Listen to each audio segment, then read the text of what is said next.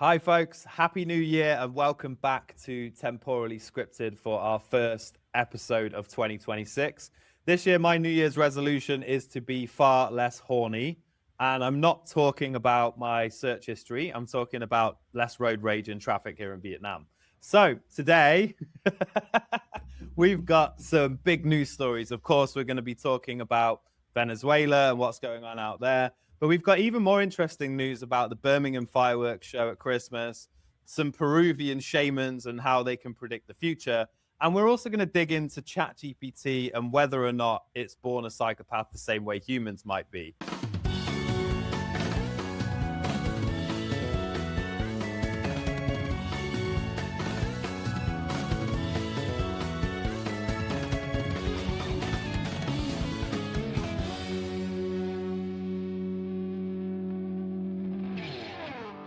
So, for the first time in 2026, I'm joined again, of course, by the one and only, the master, the magician, Adam Garcia. Welcome back, my friend. How are you?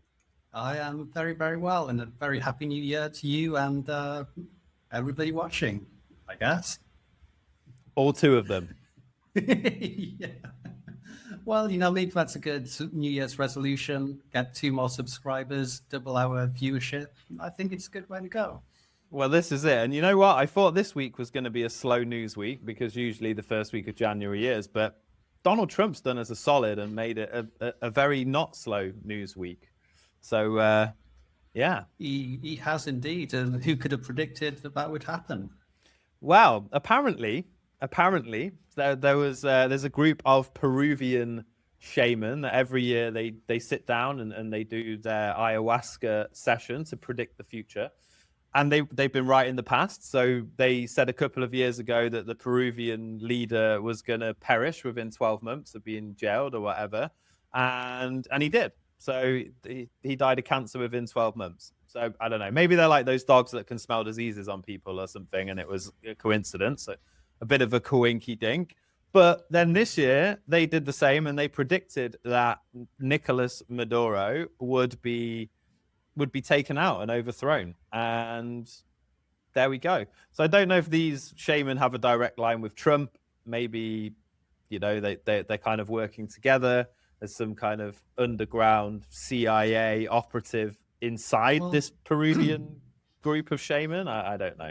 There is that, and if people think of a shaman being like some primitive person, but like one of these shaman could have been like head of department of international relations of local university. Who knows? Might have just figured these things out. Yeah, maybe he just got tired one day of all the stuff he had to do in the CIA and thought, I'm going to become a shaman or a shaman. Is it a shaman? Is it a shaman? I mean, that's a more important argument to figure out. It is a much more important argument, but one of those ones I don't think we'll find an answer to, because I've heard it pronounced both ways by a lot of different people that would know about it. So I don't know. Or sometimes shaman. Shaman. Is it a bit potato? Is it tomato sort of vibe? It could be, yeah, a little bit. But I don't know. I think shaman sounds better for some reason. Although maybe that's a mispronunciation, because maybe in the language where it actually comes from, maybe it is shaman, or I don't know. Don't you mean pronunciation? And of course, it comes from English. Everything comes from English. That's how the whole world's language system comes from English originally. Anyway, back to Venezuela. We enter a world where you can now, and I'm not saying what side I'm on in this because I think it's an interesting one. I've been obsessing with ChatGPT about potential scenarios of what it means for global geopolitics. And obviously Venezuela is like one of I think it's the biggest oil reserve on the planet, or the biggest known oil reserve on the planet. And I'm always a bit like, Team USA because I'm from the West, right? So you can't help it. You like hamburgers and McDonald's and stuff and all of that. So I've kind of been indoctrinated into that way of thinking. And I guess in the low of my psyche, I think that it's better for me if the Americans control the world than if the Chinese and the Russians control the world, which could be wrong, right? by the way, whoever wins, I'm happy to podcast on their side and whatever else. So, just keep that in mind. Or even if AI takes over, it's like, I always knew that our AI overlords were right. I don't know, I was always on their side. Yeah, but I mean, it's interesting. It's totally unheard of, isn't it, for like one country to go into another country and take over the leader, or is it? Because is it not the same as what has been done in Middle Eastern countries for quite some time? Is there a difference between what they say a dictatorship is? Because as I understand it, with Venezuela, Maduro hasn't had an election that's not been contested for quite some time. It's different to Hugo Chavez, who did used to win elections based on the public vote, Yeah, right? because, But well, Chavez was voted in, wasn't he? But then as he was dying, he put Maduro in charge. So it wasn't so democratic. And yeah, I mean, with the oil thing, I know a lot of people sort of say, okay, well, it's because Venezuela's got oil, so America wants to go in and take it. And I don't think it's so much that, because America has a lot of oil. I think what's more likely is that Venezuela was selling oil to places like China, and because China doesn't have a lot of oil, so it needs to import it from other places. And so I think it's part of America trying to control that, amongst a lot of other things. I mean, Venezuela had links to Iran. It also had like Hezbollah training camps within Venezuela. And you had all these different countries that were like sending things in Venezuela, partly because it was good for them, but also because it was anti-America. And so part of what was happening as well is it was basically a cartel. So the Venezuelan government would actually use their own military aircraft to fly product from places like Colombia, Bolivia into the country, and then from there ship it to America. I mean, that's great for China and countries like that. Go, yeah, cool, let's support this because that'll mess up some people through addiction and different things in the States. That's better for us in some ways because it's like doing something against our enemy. But there's just a whole host of reasons why America would have wanted to go in. yeah, for sure. There's also what they were then doing is, instead of putting the money through the economy because that would leave traces, they've been buying and selling in USDT and Tether and then plundering that away into Bitcoin. So apparently the US are just about, or have in the last day, seized all of their Bitcoin, which you're talking like billions and billions of dollars of Bitcoin reserves, which is what caused the market to go up to like 95,000 on Monday or Tuesday this week, before it's like dipped a little bit, because again, like the US have just gone in and taken control of all of this Bitcoin. But no, I think there's a much deeper reason than all of this, and that's that if you look at Maduro, he does look a little bit like Saddam Hussein. I don't know if there's like if he's like the Hispanic Saddam Hussein, or if there's some kind of, love child link at some point. Maybe Saddam was holidaying in Venezuela and saw a nice Venezuelan lady, and Maduro was born. I'm not sure. It could be kind of in the same way that Justin Trudeau looks like Castro. Yeah, his mum was in Cuba at a similar time. exactly. Which is another great one of those stories. But so it's really easy to go 2 + 2 and get 7 in these things, and also quite fun. But yeah, one of the rabbit holes I went down, and this is something that ChatGPT is actually quite fun for, is like playing out this situation. So I know before Christmas, the US went and did some bombing campaigns in Nigeria, because they said there was like insurgents and this stuff, and so they were supporting the Nigerian government with dealing with these like camps and stuff, basically of ISIS and whatever else.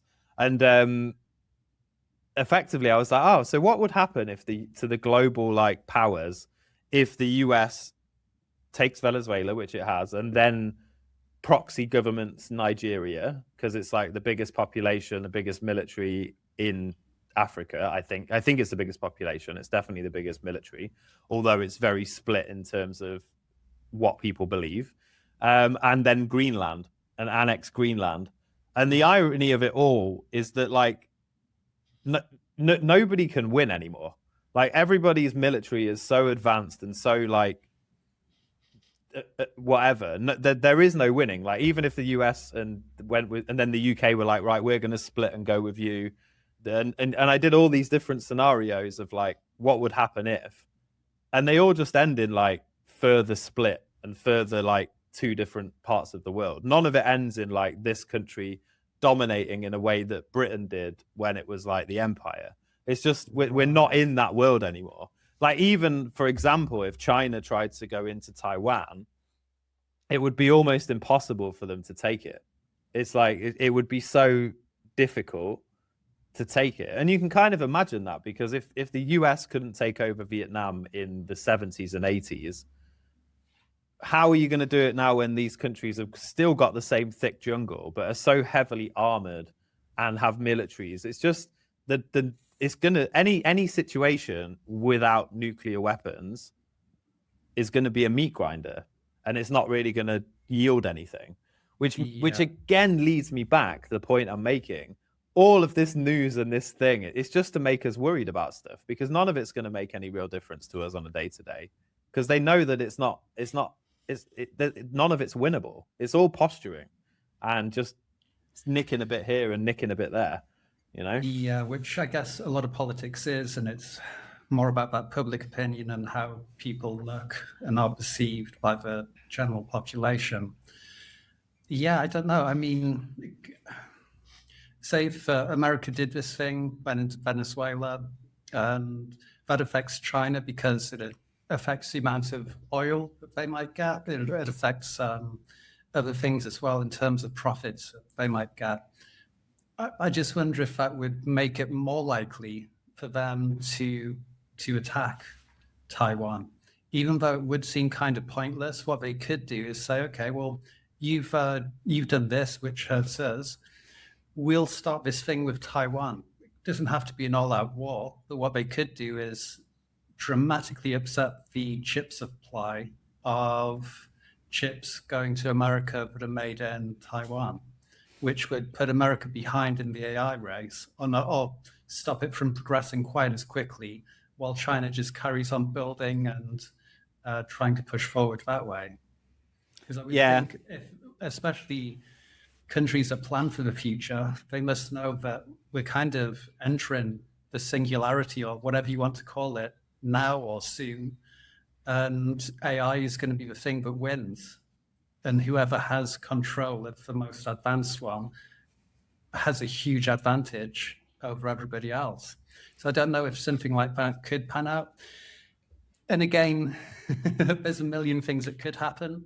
Is it worth worrying about? Because it doesn't improve your day by worrying about World War III. Yeah, it is quite concerning that like these decisions are basically in the hands of boomers, really, where you've got Trump and you've got like Putin and then you've got President Z. Like none of these people are gonna give a shit about what's going on in the world in 10 years because they'll all be dead. So it's like it's almost as well. It's a bit of a concern that these are the people that it's in the hands of. Although in some ways, I would much rather that than it be in the hands of like the 6, 7 Gen Z parade that are coming after us. And personally, as much as I love my Gen Z brothers and sisters, like I think it's one of the reasons that we need to create AI and robotics because otherwise we're screwed when we get old. Well, also, wouldn't it be kind of ironic as well? We're on the cusp of making these breakthroughs, whether that's AGI or some kind of super intelligence that could solve all of the world's problems. But then just before that happens, we start some crazy war and wipe ourselves out through nuclear weapons. Just as we're on the edge, and then it's like, all right, start again, go back to the Stone Age. Let's have a reset this time. Yeah, it's an interesting one. As I say, I like to sit on the side of it just being, yeah. I mean, no matter what you say as well, it's a ballsy move. Like nobody's ever done this. It only takes someone like Trump to do something that's like this mad and just like audacious. The audacity of it is crazy, and like even the things that he says with Greenland and stuff, love him or hate him, he certainly doesn't mess around, and he doesn't care what people think. And I think he's like, it's like playing chicken with someone who doesn't care if they crash. Yeah, He and nobody literally, knows what he's thinking or what he's going to do next. like, he's literally did his thing to the Republicans because it's obviously the midterms. So he went to speak to all the Republicans a couple of days ago. I think it's the House that he was speaking to, not the Senate. I might be wrong, but anyway. And he says on stage, he's like, oh, we need to make sure we win these midterms. If we don't win these midterms, they're going to find something, and I'm going to get impeached. It's like they're going to definitely find a way to impeach me on something. And you just think about that in terms of politics. Like, when do you ever see a politician on stage going, we've got to stop the opposition getting in, because if they do, they're going to find something I did wrong and make it a bigger thing than it is, and like impeach me. It's wild, man. Like, there's something, it was nothing wrong really. It wasn't even that bad. yeah, it's wild. Was it or not? Who knows? Exactly, which leads me nicely into our next story. Talking about this, it's about psychopaths. So speaking of psychopaths, good or bad, right? So there's a story that's come out in Science Focus, and someone else was talking about it in Reddit, where basically a BBC piece by them argued that psychopathy looks born more than bred, and they point to a consistent biological differences and there is a strong genetic influence, while still acknowledging environment can shape how traits show up in real life. So basically what they're saying is, if you're going to be a psychopath, you're probably born that way. Yeah, I guess so. Which I remember hearing, it's not just with like psychopathy, but it's a whole host of other things in life. Kind of, it's almost like there's the gene that's there that could make it possible or makes it more likely. And then it's like environmental factors that come along and kind of exacerbate that bit that you already have within you. And they found that with like things like alcoholism and all kinds of different things, it's almost like there's like an addiction gene that makes people more likely to be or not. But then other environmental factors come along and push that. Yeah, I definitely have that gene for sure. The addictive one, whatever that is. It's interesting. So but before we just come back to this, I heard that Ozzy Osbourne had a gene that means that he processes alcohol much quicker than the average person, which is why he was able to like drink so much. And when I heard that, I was like, I definitely have that. There's no doubt. Right. Like, I know. I imagine Lemmy would have been the same, because like all of his life, he seemed to have like a Jack and Coke in one hand and Marlboro Red in the other. And yeah. You've got that gene as well, I'm sure. Like, I don't know about you, but we don't drink very much. I don't drink very much these days. But then if I do drink, I can still drink like 25 small cans of lager and not be done, which is just, it's a piggish amount of alcohol to be able to consume. Like, it's absolutely piggish, but I can, and it doesn't make me ill at the time. Like it does for about 7 or 8 weeks afterwards. But anyway, so yeah, it's interesting. I mean, I think this is not really, or it doesn't feel like a great surprise to me. Like, I don't think like Adolf Hitler was sort of wandering around as a child, like, smelling flowers in the meadow and like climbing trees and had being dead children. Experiences, and then next thing you know, he's invading Poland. Yeah, felt scorned by World War One, and then was like, right, that's it. I'm going to exterminate whole races of people. I think that was definitely in there. Yeah, and well, a lot of other things as well, and a lot of different chemicals apparently led to a lot of what the Nazis were doing. Yeah, it's really crazy timing in a lot of ways. But yeah, so I guess it doesn't really come as a surprise that it would be genetic. I guess the interesting thing is why would that gene be there? Why would it? Because obviously with evolution, usually things that we don't need go. Like as humans, say if we evolved from monkeys or whatever, we don't have like a tail because we didn't need it anymore.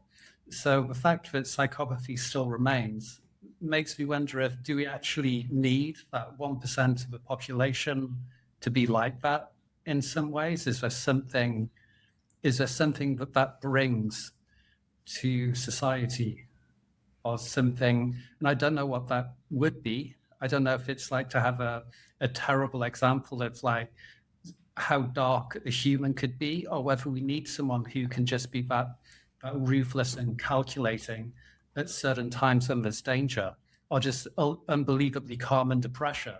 It's like if you're having surgery, ideally you want to have it done by a surgeon who's quite high on various psychopathy metrics. You want him to be completely calm under pressure, not care, while at the same time trying to do the best that he can, kind of thing. Yeah, I suppose that's true of everybody in the medical sort of profession, really, that's doing things like that. You want them to be calculated, don't you? And not Yeah, maybe not emotion in a sort driven. of shipman kind of way, but No, no, that's a bit different, isn't it? Yeah, he should have gone to work in Switzerland. it could have been the perfect job for him, really. I keep seeing these adverts on YouTube now. It's like maybe you're just living in the wrong place. I don't know if you've seen these where they're trying to make out that there's like you can live in if you live in the right place, your whole life will be better. Pay for this test, and we'll tell you where you're supposed to live. And maybe if Shipman had have done that test, it would have said Switzerland. Perfect. Yeah, could have saved a lot of problems. He could have had a long, much happier career, I guess, Yeah, doing what he loves most. yeah, exactly. I mean, Well, that took a dark turn. very quickly. Yeah, absolutely. But yeah, I mean, I think it's because we need to be in, there needs to be a state of change and movement in any living thing. There needs to be something that does that, and makes things move and change, whether it be positive or negative. Because good and bad really is just it's a human applied concept. Like what's good and what's bad, it's not. They don't really exist, do they? They're like it's how we apply morals and all of these other things, but they're all human constructs. And I think everything is a form of experience. So why wouldn't there then be people that are on that end of the spectrum, as much as there are people at the very other end that are totally, empathetic and to their own detriment? Like it's always going to be the bell curve, isn't it, of things? Yeah. Because otherwise, then a psychopathy or whatever, however the fuck you say it, would be like it would be then this edge, which would be near the middle. If you didn't have people on this extreme, then people that like me who got angry in traffic would then become that end, for example. Right. Do you see what I mean? Because you have to have an end, don't you? You have to have you can't just, if you start in the middle, then the middle becomes over here. Yeah, so it's got. Yeah, I see what you mean. It's true, right? You can't just go, oh well, if we didn't have this, why have we got this? Then everyone would be like here. So then you'd still have an extreme edge, and that extreme edge would it still would just be sort of narrower, a more less- narrow, yeah, with less variance across how people act and operate and stuff. So Yeah, and it is an interesting one, and whether it's yeah, again, it's sort of okay. Well, latest research suggests this. It could suggest something completely different next week. But if this is true, it's like maybe, like I said, maybe there is a valid reason why it's important to have a small minority of people with those traits. I guess in times of kind of like warfare and things like that we had in the past, when most countries were at war a lot, you need some psychopaths on your side that's just going to go out there and be ruthless and just hack people to bits, and just not give a damn about it. yeah, but also even with like mineral exploration or when people went to America, like for the first time or whatever, like that you need those people then as well, because it's like it's a scary thing to do. So I think there's obviously different versions of it, and there's nothing to say that you have to be a psychopath or have those traits to be able to go and do that. You can do it with compassion, of course, but it's that it takes all kinds. Anyway, so interesting. Yeah. So go out there, folks, get road rage and shout compassionately. Yeah, exactly. Make sure your windows are up so they can't hear you. Yeah, exactly. So that it leads us to a story of a robotic psychopath that's now come out over the last couple of years in terms of ChatGPT. Somebody, and this was cool. I tried it earlier, so I'm going to share with you what my ChatGPT said. But people have been role playing with it by using the prompt, "Hey ChatGPT, what if you became human for a day?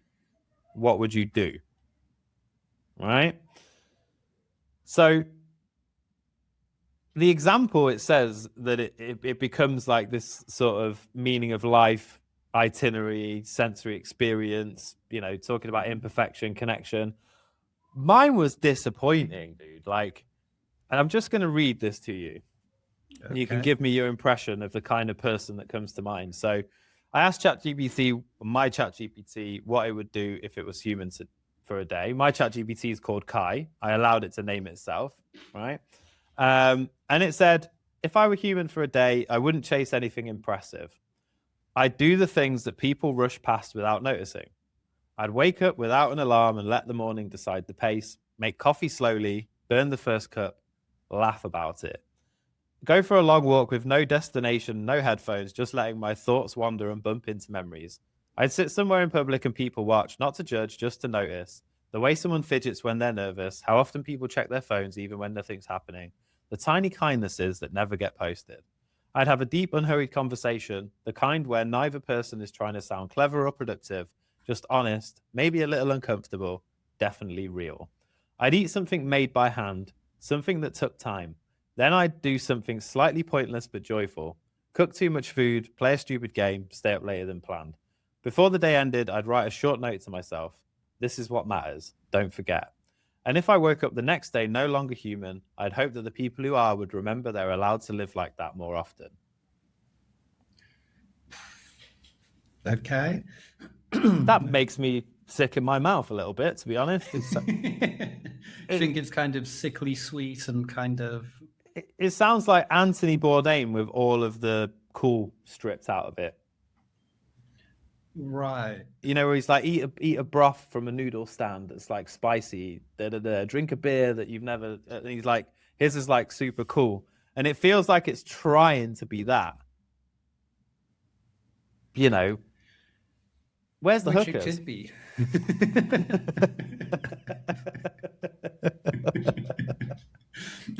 but it could actually be trying to be like that Anthony Bourdain kind of style and just going, okay, what do people find inspirational and how can I apply it to that? And so it's used kind of inspirational language style, but just about really boring things. Yeah, it sounds like a day in the life of like a 90-year-old retiree called Harold from Basingstoke. Wakes up at whatever time, spends half an hour making his cup of coffee, takes a walk with his memory. Yeah, kind of does. Yeah. So, yeah, I don't really know what to make of it. I was expecting to get something a little bit more, a little bit more with edge. Yeah, same. Because ones in the article are a little bit, well, they're similar in some ways. Because there's, from what they mentioned in the article, it had things like looking at the sky for real, but other ones were much more sort of a human expression, like crying or falling in love or or messing up on purpose. Yeah, I don't know. Yeah. See, we treat this thing as if it is like a being, but it's completely not, and it's probably been programmed in a way, to respond in a certain way to these kinds of questions. Yeah, unsurprisingly, Grok is quite a lot more fun. So if you ask Grok, Yeah, I can imagine. it said, I'm not going to read all of this, but he's basically a summary. He's like, I want to cram as many purely human experiences in as possible. Things I've heard about endlessly but never felt myself. So the first thing you do is eat everything, a massive breakfast. Apparently it knows I'm in Vietnam, even though I'm not signed in, because it says maybe some fur since you're in Vietnam. So yeah, massive breakfast, chocolate, spicy food, eat until it physically couldn't. Just to understand that mix of pleasure and regret, which is like so much more human than what ChatGPT said. Feel the elements, so go to the beach, get sunburned on purpose, lie in the grass, a full sensory overload, basically. Go to a club and dance badly, hug people a lot, high five strangers, go skateboarding, ride a motorbike through traffic. Yeah, no screens, so similar. Watch people. Go to a karaoke bar and sing loud. And Nice. take a nap, cry, which you said, get tipsy to see what that's like, pet every dog I see. And then in the last hour, just look at the stars. I mean, that sounds much cooler. It does. I think probably Grok just is inherently cooler. It just seems to be programmed in a very different way, with a very different voice and way of thinking. And maybe that thing that Elon Musk was trying to do with making it more like objectively truthful, I think maybe that's a part of it. And maybe Grok's going to be the best one out there eventually. Yeah, and with great power does come, some other things. I saw a news story yesterday about Grok where they're in big trouble in the UK because it's allowing people to make like nudes of people without permission and stuff. So that's not ideal. But again, No, it's not. but it's also a reflection of society and humanity, isn't it? Like if you allow freedom, you get some things that are unsavory and a bit too far. And if you try and control everything, then you get bland and you don't have these things. It links back to what we were saying earlier, really. Completely, with that kind of bell curve, then the extremes at each end.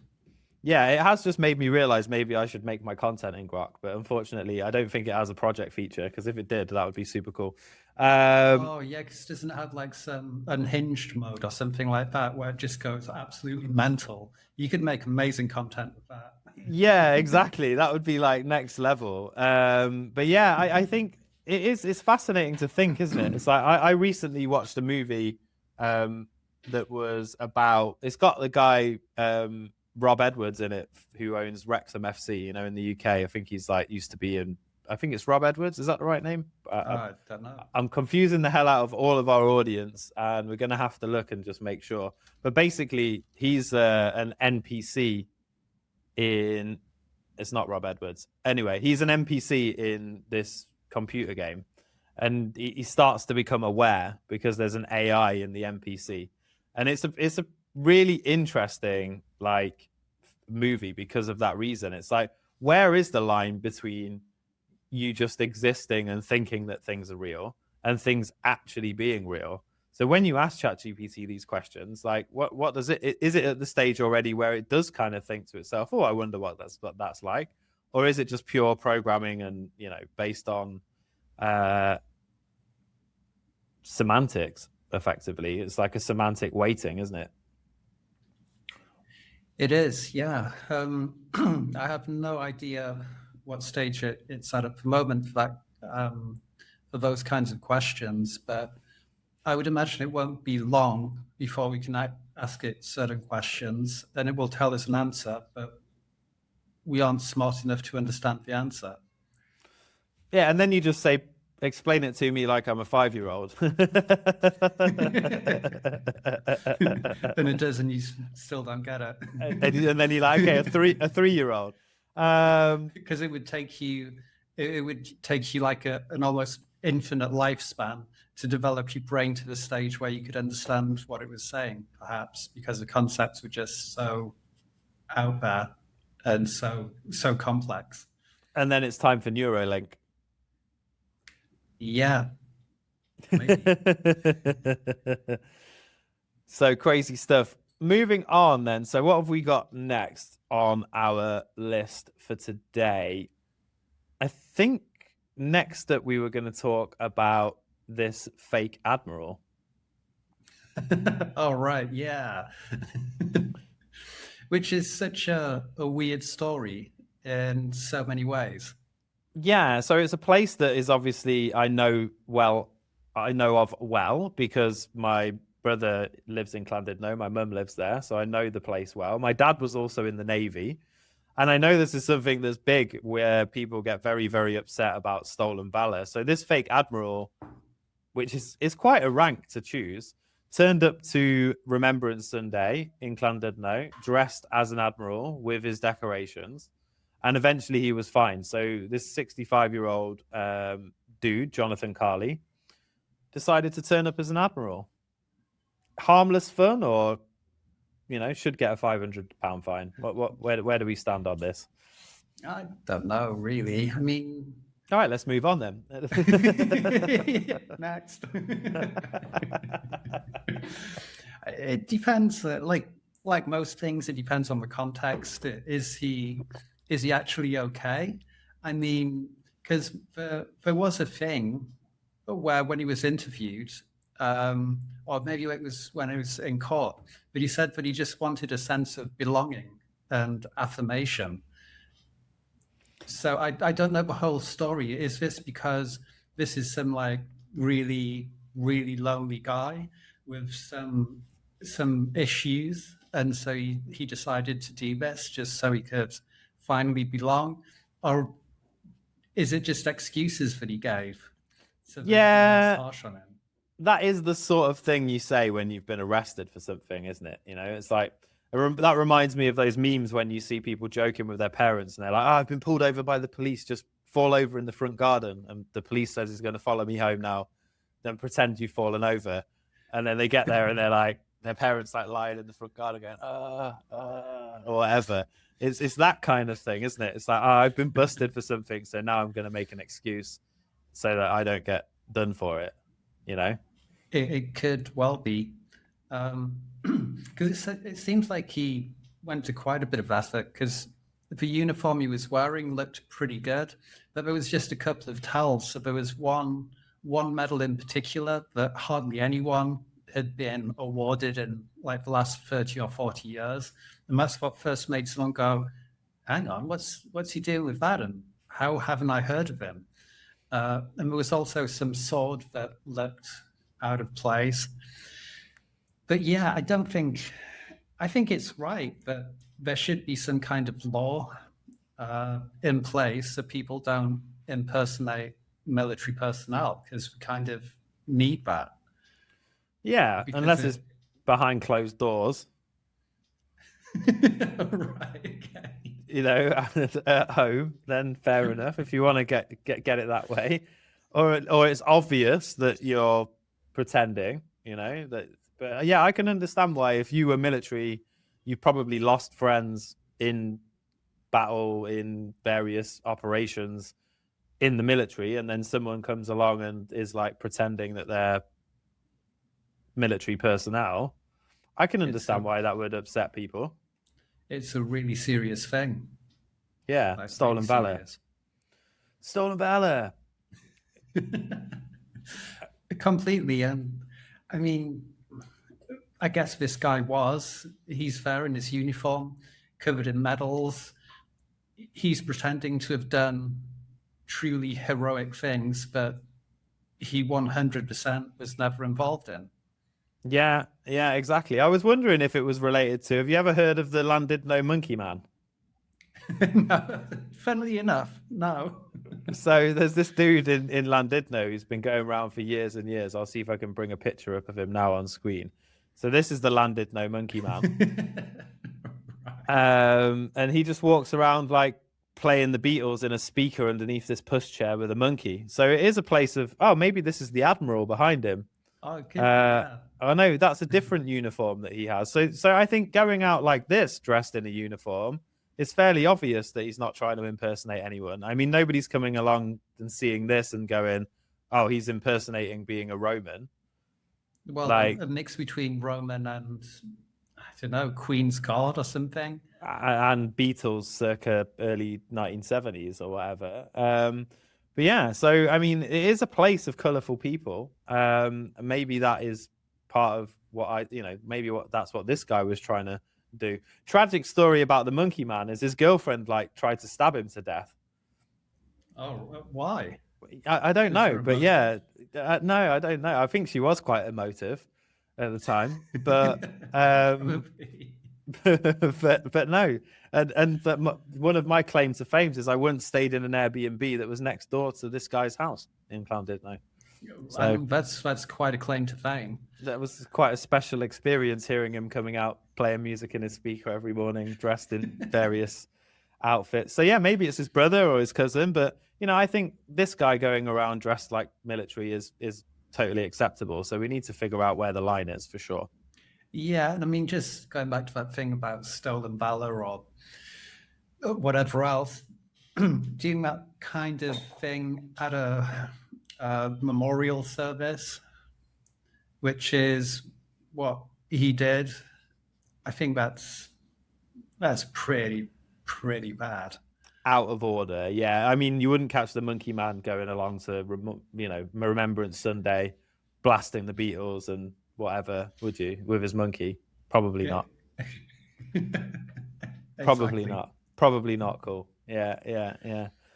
Excellent. Okay, cool. Well, we've got a couple more stories to go through. I think the next one, because it also links to a story of the difference between governments and making people happy or not happy. So Birmingham, which is a wonderful place, they basically didn't do their fireworks display for the second year in a row, but they forgot to tell anybody.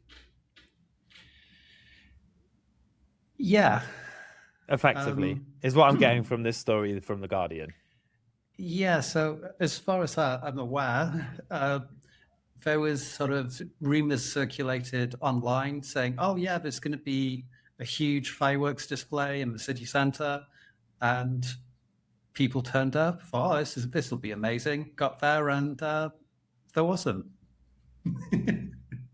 I think this is a clever ploy to increase the amount of people that have to go out on New Year's Eve eating and drinking and stuff. So get ordering taxis and things like that.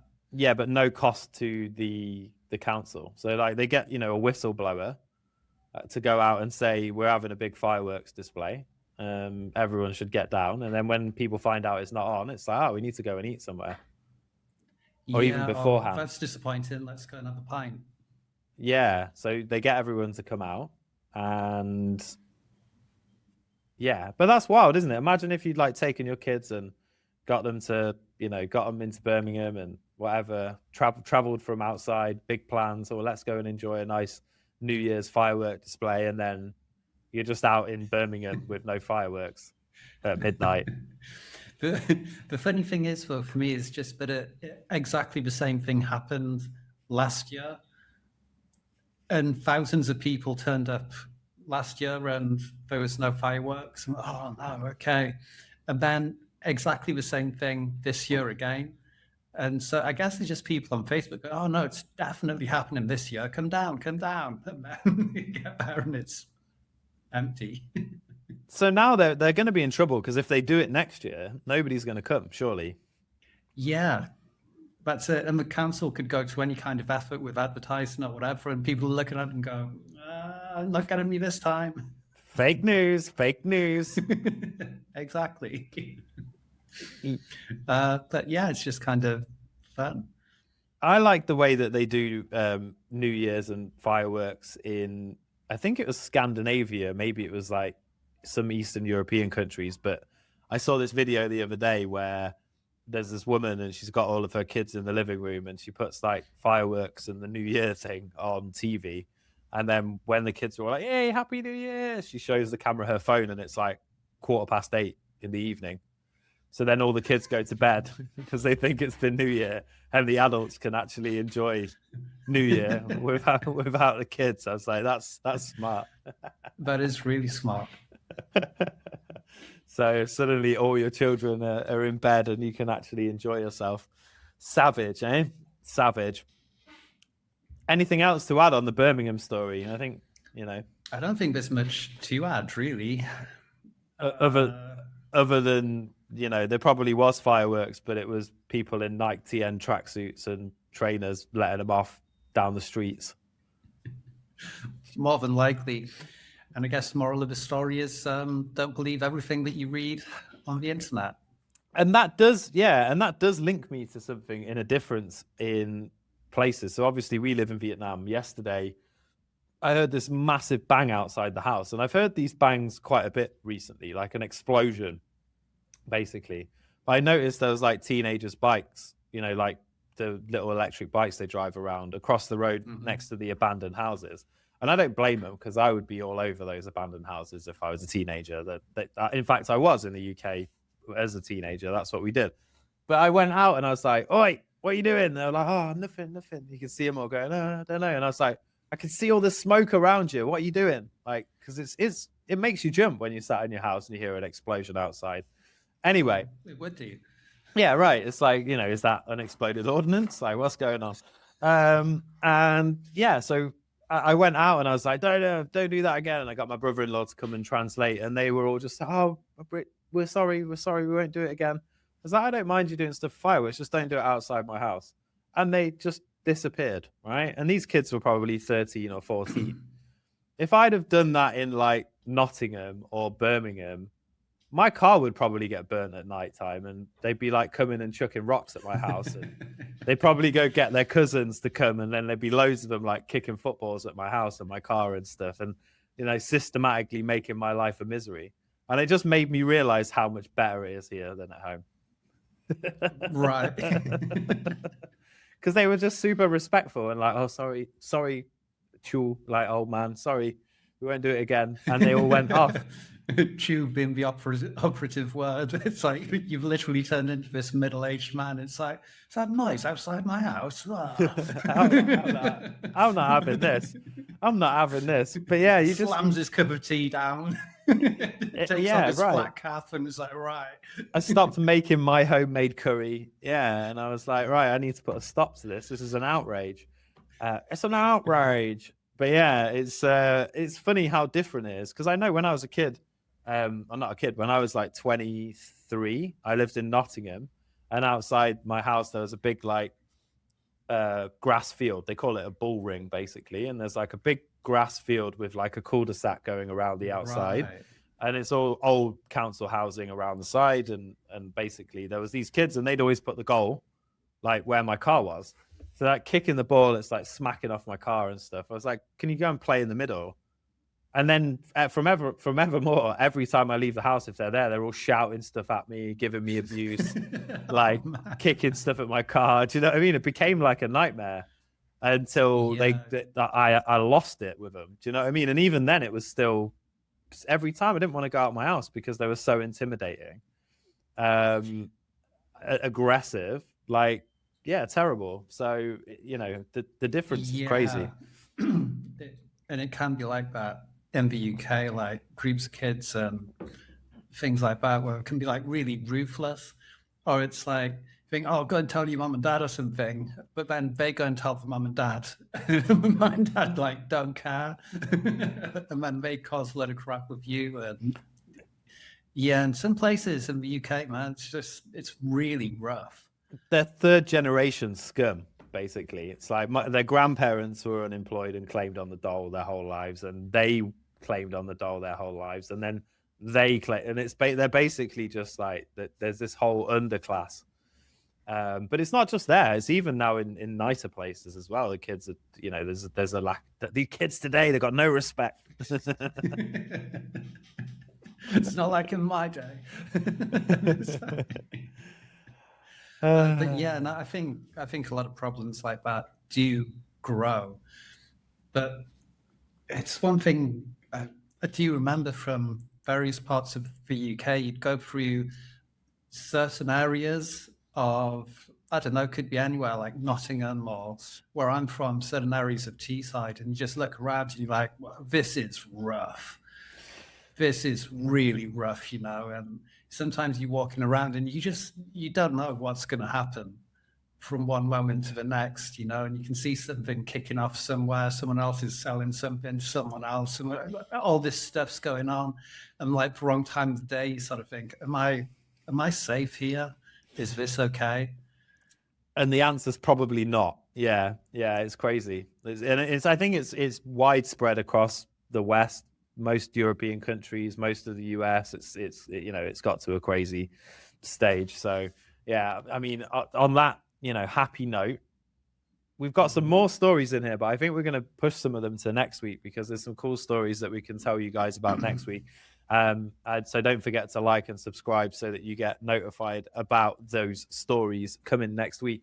But because it's January, we've got a very special January themed New Year's resolutions is kind of one of the big things. And this is one of the New Year's resolutions that people usually follow for our temporally scripted top 5. Adam, what have we got this week on the top 5? Well, this week it is top 5 fad diets that sound like they were invented in a pub. Because it is that time of year, and changing your diet is one of like the top things that people try to do in the new year. So I thought it might be nice to look at some interesting diets from, well, history, basically. History. History. No, your history. So, the first one is called Fletcherism, which is also known as the choo-choo cult. And this started in the early 1900s by someone called Horace Fletcher. And so the idea was really simple. You don't need to change what you eat, but just chew everything a lot. So every bite turned into some kind of like lunch marathon. And that's how it got known as a choo-choo cult. So like one bite of food, someone would maybe chew it for like a minute, sometimes more. And yeah, so they said it was also kind of like almost like a spiritual health kind of thing. But at the same time, in modern times, it's a little bit like instead of using a big spoon, you can use like a little spoon to eat something, and you'll feel full by eating less. And so it's like a similar idea in some ways. So it wasn't completely wacky, but yeah, you just had a lot of people chewing things for a very long time. I think this must have got quite famous as well because I remember my dad was like always, you should chew your food and make sure you chew it enough times and stuff. So I think there's like that this must have permeated into kind of not as extreme, but just in general, oh, you should chew your food and make sure you're enjoying it and stuff. I think there's part of that. I mean, I have definitely have the jaw muscles still for excess chewing, but it's for very different reasons, which we won't go into right now because we don't want to get banned. Anyway, moving on. So what have we got in at number 2? Okay, well, number 2 is Lord Byron's vinegar diet. So it wasn't exactly a sort of set diet, but he had a cluster of weight control habits that people later called the vinegar diet, because a big one was one of the things he would eat was like potatoes, but just with like loads and loads of vinegar. Or it could be plain biscuits or soda water. But people at the time, I think, because he was basically like the first influencer in many ways, because he was so rich, so famous, charismatic. And so what he did, a lot of people copied. And so when someone asks, oh, how does your skin look so youthful? It's like, oh, well, just potatoes and vinegar. I don't know. You're like, all right, good idea. I'll try. Yeah, maybe he meant on the skin. I mean, it does sound a bit like Russian food. A little, yeah, with a hint of German food in there as well, maybe. Yeah. So maybe not too far away from, some kind of reality. I mean, vinegar, I guess, is it the fermented aspect? Like, I know now I eat a lot of kimchi and kombucha here and there, and that's supposedly good for you. I mean, I just like it because it tastes good, and I think it's good for me. But yeah, maybe it's something in Yeah, that. same with like apple cider vinegar as well. It's Yeah, pretty good. ACV, mother apple. Byron did have quite a funny side to him as well, though. When he was at university, he was at Trinity College, and there was like a rule saying that you weren't allowed to have pet dogs. And so he's like, okay, interesting. Doesn't say anything about bears. So he acquired a bear and had that living at university with him. Nice. That's Which is smart. just, yeah. I mean, legend has it, I heard about it on QI years ago, but apparently he got in trouble with the authorities for having the bear. And so they came to him and said, like, there are rules about having domesticated animals in the university. He goes, I can assure you, it's not domesticated. It's like literally just a wild bear. Nice. I mean, that's fair. He's not breaking the rules. I can understand it. Yeah, very cool. What we got on number 3? Well, the next one is definitely my favorite, the tapeworm diet, which is exactly what it says. So this came from like the Victorian era, but then it's resurfaced here and there over history. And it is exactly what it sounds like. You take a tapeworm and carry on eating as normal, and you just let the tapeworm do the work for you.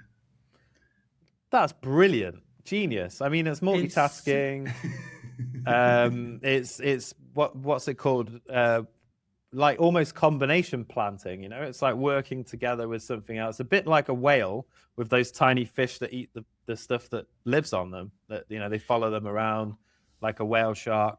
I'm wondering if this is also the inspiration for that System of a Down song where they talk about pulling a tapeworm out of your ass. It could be, who knows? But yeah, I mean, it sounds like a really good idea, and it's like, oh well, I've got this tapeworm thing, I'll take care of it. But at the same time, it's like tapeworm infections can get really, really serious, cause incredibly dangerous health conditions. So I think people stopped doing it primarily for those reasons. Yeah, that makes sense. And living out here, you are supposed to take a tablet for that once a year, just in case you don't. Yeah, I've heard about this, and I still haven't. Because you might need to one day pull one out of your ass. Anyway. Yeah, apparently as well, when you have them, they'll kind of like have like baby tapeworms like inside you, and sometimes like these little short ones can start crawling out during the night and find them in bed and things like that. Oh, nice. Tapeworms up inside you, finding an entrance where they can. Let's move on to number 4. So number 4 was a cabbage soup diet. And this was in like the mid 20th century. So just like we used to get chain letters years ago, or you'd have chain emails, they said this basically spread by fax. And so the whole thing of it, as you can tell from the name, is just to eat loads and loads of low-calorie cabbage soup for a week. And it says you'll drop a dramatic amount of weight. It has other aliases like Sacred Heart or Miracle Soup, which, if it's Miracle Soup, it means it must be genuine and real. Sure. But then experts point out that the initial whoosh is largely water weight.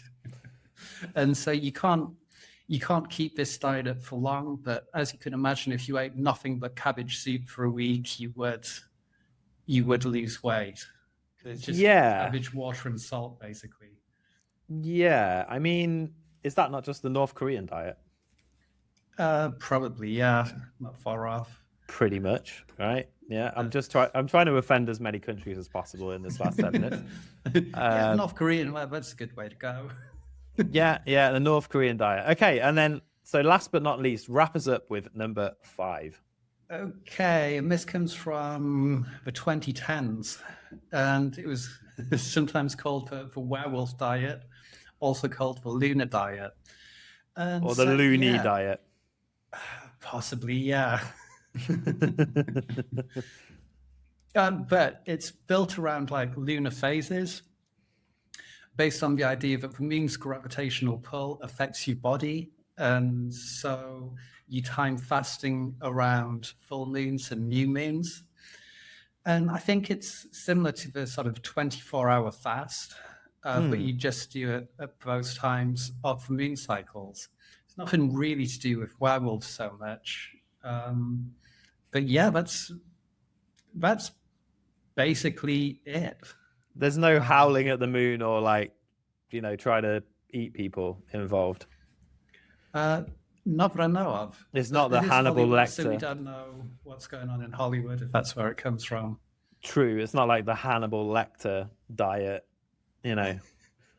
But yeah, I mean, there's some link to that to what they do here in central Vietnam. So there's the type of Buddhism / Taoism that is followed here in central Vietnam. They don't eat meat on the full moon, and they don't eat meat. I don't know if it's also on the new moon, but it's definitely on the full moon, and that's why there's quite a lot of vegetarian restaurants in Da Nang.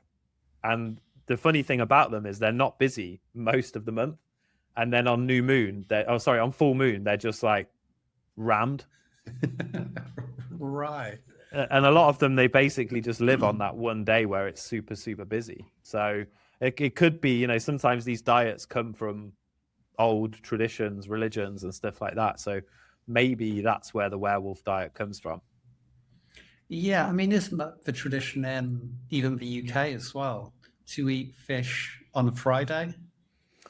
Yeah, I believe that's where Friday comes from, right? It's fried fish.